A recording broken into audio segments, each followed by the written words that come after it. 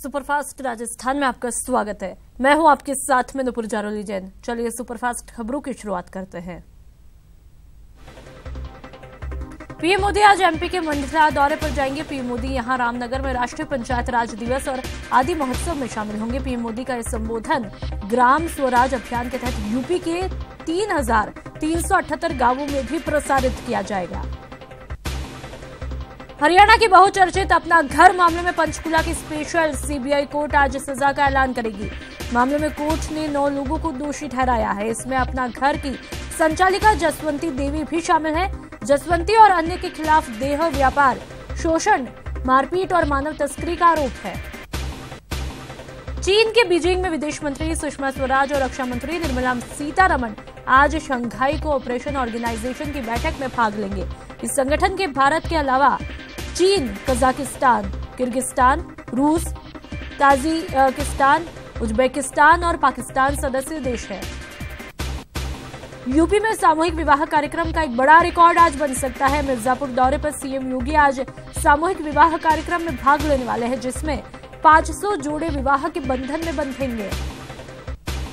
अभिनेता अनुपम खेर को आज मास्टर दीनानाथ मंगेशकर पुरस्कार से सम्मानित किया जाएगा। इनके अलावा आशा भोसले, सरोद वादक अमजद अली खान भी सम्मानित होंगे। विपक्ष के महाभियोग प्रस्ताव को नामंजूर जाने के लिए राज्यसभा सभापति वेंकैया नायडू के फैसले को अब कांग्रेस सुप्रीम कोर्ट ले जाएगी। कांग्रेस ने फैसला किया कि महाभियोग प्रस्ताव को खारिज करने के मुद्दे को सुप्रीम कोर्ट में चुनौती दी जाएगी। कांग्रेस ने वेंकैया नायडू के फैसले को पूरी तरह से गलत और गैर कानूनी बताया है। कांग्रेस का आरोप है कि बिना जांच के प्रस्ताव खारिज किया गया। पहले इस मामले की जांच होनी चाहिए थी। वहीं वरिष्ठ वकील प्रशांत भूषण का तर्क है कि राज्यसभा के सभापति को महाभियोग प्रस्ताव में लगे आरोपों की जांच का अधिकार नहीं। यह अधिकार न्यायिक कमेटी के पास है। सभापति सिर्फ प्रस्ताव के स्वरूप में खामियों को लेकर इसे खारिज कर सकते हैं और यह नियम का उल्लंघन हुआ है। इससे पहले उपराष्ट्रपति और राज्यसभा के चेयरमैन वेंकैया नायडू ने सीजेआई दीपक मिश्रा के खिलाफ विपक्ष के महाभियोग प्रस्ताव को खारिज किया। नायडू ने अपने 10 पेज के आदेश में कांग्रेस की अगुवाई वाले इस प्रस्ताव में विपक्ष के तमाम आरोपों को निराधार बताया है। राज्यसभा चेयरमैन वेंकैया नायडू ने 22 कारण भी बताए जिनकी वजह से सीजेआई दीपक मिश्रा के खिलाफ महाभियोग के प्रस्ताव को खारिज किया गया। नायडू ने कहा कि उन्होंने कानून और संविधान विशेषज्ञों से राय ली, जिसके बाद आरोपों को निराधार पाया। महाभियोग खारिज होने पर भड़की कांग्रेस पर बीजेपी नेता मीनाक्षी लेखी ने निशाना साधा और इसे लोकतंत्र को खत्म करने की कोशिश करने का आरोप लगाया। कांग्रेस ने संविधान बचाओ अभियान का आगाज किया, जो कि 2019 के 14 अप्रैल तक चलेगा। इस अभियान की शुरुआत करते हुए अध्यक्ष राहुल गांधी ने केंद्र सरकार पर जमकर निशाना साधा। राहुल का आरोप है कि बीजेपी संवैधानिक संस्थाओं की स्वतंत्रता खत्म कर रही है। कांग्रेस अध्यक्ष राहुल गांधी ने दलित अत्याचार को लेकर सीधे पीएम मोदी पर निशाना साधा। राहुल ने कहा कि दलितों को लेकर बीजेपी बड़ी बड़ी बातें करती है, लेकिन 4 साल में दलितों के हित में कुछ काम नहीं हुआ, लेकिन अत्याचार जरूर बढ़ा है। वहीं कांग्रेस के संविधान बचाओ अभियान को बीजेपी अध्यक्ष अमित शाह ने राजवंश बचाओ अभियान कहा। शाह ने अपने ट्वीट में कहा कि अगर कोई एक पार्टी है जिसने संविधान की भावना को खत्म किया तो वो कांग्रेस है। दिल्ली हाईकोर्ट ने पॉक्सो एक्ट में संशोधन वाले केंद्र सरकार के ऑर्डिनेंस पर सवाल उठाए हैं और केंद्र सरकार से पूछा कि क्या 12 साल तक की मासूम से रेप के मामले में फांसी की सजा के प्रावधान से पहले कोई रिसर्च की गई। कोर्ट ने पीड़िता के पुनर्वास को लेकर स्पष्ट नीति को लेकर भी सवाल पूछे। केंद्रीय गृह मंत्रालय ने मेघालय से विवादास्पद armed force special powers act यानी कि अफ्स्पा को पूरी तरह से हटा लिया है, तो अरुणाचल प्रदेश के कई क्षेत्रों से भी इस एक्ट को हटाया गया है। अरुणाचल में अब केवल 8 पुलिस स्टेशनों में अफ्स्पा लागू है। राष्ट्रपति भवन में राष्ट्रपति रामनाथ कोविंद ने वीरता पुरस्कारों से 26 सैनिकों को सम्मानित किया। इस मौके पर सीआरपीएफ के शहीद जवान प्रमोद कुमार को मरणोपरांत शौर्य चक्र, बिहार के खगड़िया के रियाज को शौर्य चक्र समेत कई जाबाजों को पुरस्कार बांटे गए। बांग्लादेश के सड़क परिवहन मंत्री और आवामी लीग के महासचिव उबैदुल कादर ने प्रधानमंत्री नरेंद्र मोदी से मुलाकात की और इस मुलाकात के दौरान बांग्लादेश का एक प्रतिनिधि मंडल भी पीएम मोदी से मिला। विदेश मंत्री सुषमा स्वराज ने चीन के राष्ट्रपति शी जिनपिंग से मुलाकात की और व्यापार और निवेश समेत कई मुद्दों पर चर्चा की। सुषमा स्वराज एससीओ के बाकी 7 सदस्यीय देशों के विदेश मंत्रियों से भी मिली। यूपी के सीएम योगी आदित्यनाथ ने प्रतापगढ़ में देर रात दलित परिवार के घर खाना खाया। इससे पहले सीएम योगी ने गांव में चौपाल लगाकर जनता से सीधा संवाद किया। पश्चिम बंगाल में पंचायत चुनाव को लेकर हिंसा थमने का नाम नहीं ले रही। नॉमिनेशन के आखिरी दिन कई जगह बीजेपी टीएमसी समर्थकों के बीच झड़पें हुई। जलपाईगुड़ी, आसनसोल, दुर्गापुर और वीरभूमि में हिंसक झड़पों में कई लोग घायल हुए। वीरभूमि में एक बीजेपी कार्यकर्ता की मौत तक हो गई। कर्नाटक के मैसूर में बीजेपी के सीएम कैंडिडेट बीएस येदियुरप्पा के बेटे विजेंद्र को चुनाव के लिए टिकट न मिलने के बाद बीजेपी कार्यकर्ताओं ने जमकर हंगामा किया। विजेंद्र को वरुणा सीट से टिकट मिलने की उम्मीद थी। दिल्ली सीलिंग मामले में सुप्रीम कोर्ट आज सुनवाई करेगा। पिछली सुनवाई में सुप्रीम कोर्ट ने मॉनिटरिंग कमेटी को दिए जाने वाले सुरक्षा के मामले में असंतुष्टि जाहिर की थी और कहा कि मॉनिटरिंग कमेटी के साथ मारपीट बर्दाश्त नहीं की जाएगी। शोपिया फायरिंग केस में सुप्रीम कोर्ट में आज अहम सुनवाई होगी। इससे पहले केंद्र सरकार सेना के मेजर आदित्य के समर्थन में अर्जी दाखिल की थी और कहा था कि जम्मू कश्मीर सरकार के पास ये अधिकार नहीं कि वो बिना केंद्र सरकार की अनुमति के सेना के अफसर के खिलाफ एफआईआर दर्ज कर सके। बिटकॉइन मामले में गुजरात सीआईडी ने अमरेली के एसपी जगदीश पटेल को गिरफ्तार किया। सीआईडी क्राइम के मुताबिक एसपी जगदीश पटेल के खिलाफ काफी सबूत मिले हैं। आज उन्हें कोर्ट में पेश किया जाएगा। यूपी के ग्रेटर नोएडा में 11वीं क्लास में पढ़ने वाली छात्रा से चलती कार में गैंगरेप किया गया। इस मामले में पुलिस ने मुख्य आरोपी को गिरफ्तार किया है, जबकि 2 आरोपी पुलिस की गिरफ्त से बाहर है। मध्य प्रदेश के इंदौर में मॉडल से छेड़छाड़ मामले में पुलिस ने केस दर्ज कर लिया है। पीड़िता मॉडल ने छेड़छाड़ की शिकायत ट्विटर पर मुख्यमंत्री शिवराज सिंह चौहान से की थी, जिस पर एक्शन में आज सीएम ने आरोपियों को जल्द से जल्द पकड़ने का आदेश दिया था। यूपी के मुरादाबाद में एक अनियंत्रित ट्रक घर में घुस गया, जिसकी वजह से 2 लोगों की मौत हो गई, जबकि इस हादसे में एक शख्स और एक जख्मी हो गया। हैदराबाद में सड़क पर खड़ी एक कार में अचानक आग लगी। हालांकि मौके पर पहुंची फायर ब्रिगेड की टीम ने आग पर काबू पा लिया। खबरों के मुताबिक शॉर्ट सर्किट की वजह से कार में आग लगी थी। यूपी के बरेली में यूनियन बैंक ऑफ इंडिया के एटीएम से नकली नोट निकलने की घटना सामने आई। यहां एक शख्स को एटीएम से नकली नोट मिले, जिस पर भारतीय रिजर्व बैंक की जगह मनोरंजन बैंक लिखा था। प्रिंस विलियम की पत्नी केट मिडलटन ने एक बच्चे को जन्म दिया। ये उनकी तीसरी संतान है, जो शाही गद्दी का 5वां हकदार होगा। बच्चे का जन्म लंदन के सेंट मैरी हॉस्पिटल में हुआ। कनाडा के टोरंटो में एक ट्रक ने पैदल चले दर्जन से ज्यादा लोगों को कुचल दिया, जिससे 9 लोगों की मौत हो गई और 16 लोग घायल हो गए। पुलिस के मुताबिक एक व्यस्त चौराहे पर यह घटना हुई और ड्राइवर घटनास्थल से फरार हुआ।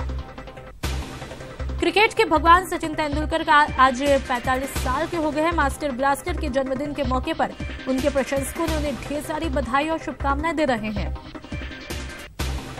भारत की स्टार टेनिस खिलाड़ी सानिया मिर्जा जल्द ही मां बनने वाली है। सानिया ने इंस्टाग्राम पर एक फोटो शेयर की, जिसमें एक तरफ सानिया का वार्डरोब है तो दूसरी तरफ शोएब मलिक का वार्डरोब है और बीच में बेबी का वार्डरोब है। आईपीएल के 22वें मुकाबले में किंग्स 11 पंजाब ने दिल्ली डेयरडेविल्स को 4 रन से हराया। पहले बल्लेबाजी करते हुए पंजाब ने दिल्ली को 144 रनों का लक्ष्य दिया था, जिसे दिल्ली की टीम 20 ओवरों में हासिल नहीं कर पाई। पाकिस्तान के पूर्व दिग्गज हॉकी खिलाड़ी मंसूर अहमद ने अपने हार्ट ट्रांसप्लांट के लिए भारत सरकार और विदेश मंत्री सुषमा स्वराज से गुहार लगाई है। मंसूर ने मेडिकल वीजा के लिए सुषमा स्वराज से मदद मांगी है। सीएम राज्य के पाली दौरे का आज दूसरा दिन है। सीएम आज सुमेरपुर में जनसंवाद करेगी। वहीं पहले दिन अन्नपूर्णा रसोई वैन और मेगा हाईवे सड़कों की सौगात दी। आज तय हो जाएगा बीजेपी प्रदेश अध्यक्ष का नाम। प्रदेश अध्यक्ष को लेकर अमित शाह और संगठन महामंत्री रामलाल के बीच बैठक होगी, तो वहीं मंत्रियों और नेताओं ने भी दिल्ली में डेरा डाल रखा है। बीजेपी में प्रदेश अध्यक्ष पद को लेकर बवाल थमने का नाम नहीं ले रहा है। इसी विवाद में अर्जुन मेघवाल के पुत्र रविशेखर भी शामिल हुए। लोक सेवक के पद पर तैनात रविशेखर ने अमित शाह के फेसबुक पेज पर कमेंट भी किया है। रविशेखर ने लिखा कि अगर कोई साफ सुथरा चेहरा राजस्थान बीजेपी का नेतृत्व नहीं करता तो कांग्रेस पार्टी 140 सीटें जीतेगी। उन्होंने अपने अगले कमेंट में जातिगत समीकरणों का हवाला देते हुए गजेंद्र सिंह शेखावत को इस पद के लिए फिट नहीं माना है। वहीं फेसबुक पोस्ट पर विवाद को लेकर रवि मेघवाल ने कहा कि परिवार को बदनाम करने की साजिश है। वहीं पिता अर्जुन मेघवाल ने कहा कि मेरे परिवार का हर सदस्य बीजेपी कार्यकर्ता है। 2006 से लंबित धर्म स्वातंत्र्य बिल को मिल सकती है मंजूरी। इस बिल पर आज गृह मंत्रालय में चर्चा होगी। जबरन धर्म परिवर्तन पर 3 से 5 साल तक की सजा का प्रावधान है। आसाराम मामले पर फैसले से एक दिन पहले जोधपुर शहर को किले में तब्दील किया गया। शहर में धारा 144 लागू है। साथ ही समर्थकों को रोकने के लिए पुलिस ने सख्त पहरा लगा रखा है। गृह निर्माण सहकारी समितियों के फर्जीवाड़े पर अब सहकारिता विभाग सख्ती दिखाने लगा है। गृह निर्माण सहकारी समितियों के विरुद्ध शिकायत दर्ज कराने के लिए प्रकोष्ठ स्थापित किया गया है। झालावाड़ जिले में दूषित खाना खाने से 3 दर्जन लोगों की तबीयत बिगड़ गई। सभी लोगों का सामुदायिक स्वास्थ्य केंद्र में इलाज चल रहा है। कथा में लड्डू खाने के बाद तबीयत बिगड़ने लगी थी। राहुल गांधी की 29 अप्रैल को दिल्ली में होने वाली रैली के लिए कांग्रेस ने तैयारियां शुरू कर दी है। राहुल गांधी की रैली में भीड़ जुटाने के लिए पीसीसी में जयपुर शहर कांग्रेस की पीसीसी में बैठक हुई। बीकानेर यूआईटी में 4 साल बीत जाने के बाद भी अपने ही पट्टों के एनओसी के जारी नहीं होने के विरोध में सोमवार को कांग्रेस नेता डॉक्टर बीडी कल्ला की अगुवाई में कार्यकर्ताओं ने कलेक्टर को ज्ञापन सौंपा और जल्द ही एनओसी जारी करने की मांग की। वहीं कल्ला ने कलेक्टर को बताया कि शहर के करीब 20-22 हजार लोगों को यूआईटी ने कृषि भूमि पर प्लॉट जारी किए थे। लंबा समय बीत जाने के बाद भी प्लॉट्स के मालिकों को एनओसी जारी नहीं की जा रही है। आरपीएससी की तरफ से निकाली गई एचएम सेकंड भर्ती परीक्षा में बीएसटीसी में 5 वर्ष का अनुभव रखने वाले अभ्यर्थियों को वंचित किया जा रहा है। वहीं अभ्यर्थियों ने सोमवार को आरपीएससी सचिव और ज्ञापन सौंपा और तकनीकी कारणों से वंचित रहे अभ्यर्थियों को मौका दिए जाने की मांग की। बीकानेर के श्री डूंगरगढ़ के बिग्गा के पास शनिवार की देर रात हुए भयानक हादसे में घायल हुए लोगों की कुशलक्षेम पूछने के लिए आज वरिष्ठ कांग्रेसी नेता डॉक्टर बीडी कल्ला शहर कांग्रेस अध्यक्ष यशपाल गहलोत, नगर निगम में नेता प्रतिपक्ष जावेद परिहार आदि पीबीएम अस्पताल स्थित ट्रोमा सेंटर पहुंचे। राजसमंद के रेलमगरा थाने के पुलिसकर्मियों को खर्चे का पैसा देकर युवकों को पिछवाने का मामला सामने आया। जानकारी के मुताबिक परिवादी के कहने पर युवक पृथ्वीराज को थाने में बुलाया और शांति भंग के आरोप में गिरफ्तार कर मारपीट की गई।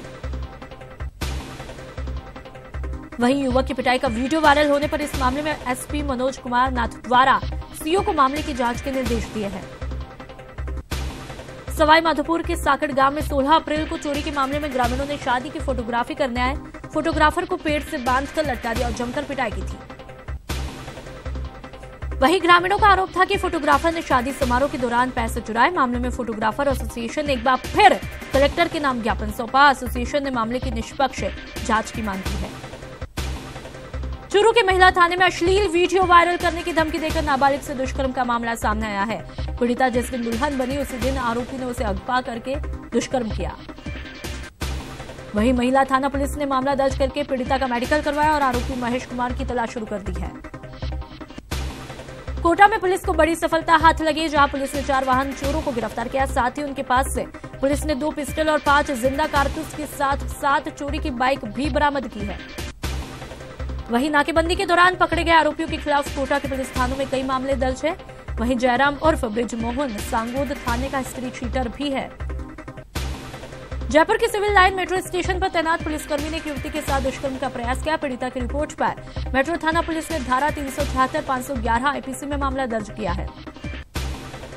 कोर्ट के सुक्ते में रिश्वत के 14 साल पुराने मामले में कोर्ट ने तत्कालीन 2 पुलिसकर्मियों समेत 3 आरोपियों को 4 साल के कठोर कारावास की सजा सुनाई है।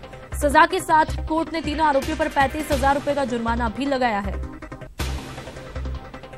साथ ही सहायक निदेशक अभियोजन एहसान अहमद ने बताया कि सुकेत के जुलमी पुलिस चौकी पर 16 जून 2004 में लेनदेन के एक मामले को रफा दफा करने के लिए परिवादी जेताराम से 4,000 रुपए की रिश्वत की मांग की थी। कोटा के लाड़पुरा क्षेत्र के भीड़भाड़ वाले इलाके में ट्रांसफार्मर में भीषण आग लग गई। आग लगने से पहले ट्रांसफार्मर में तेज धमाका हुआ और फिर आग धधकने लगी।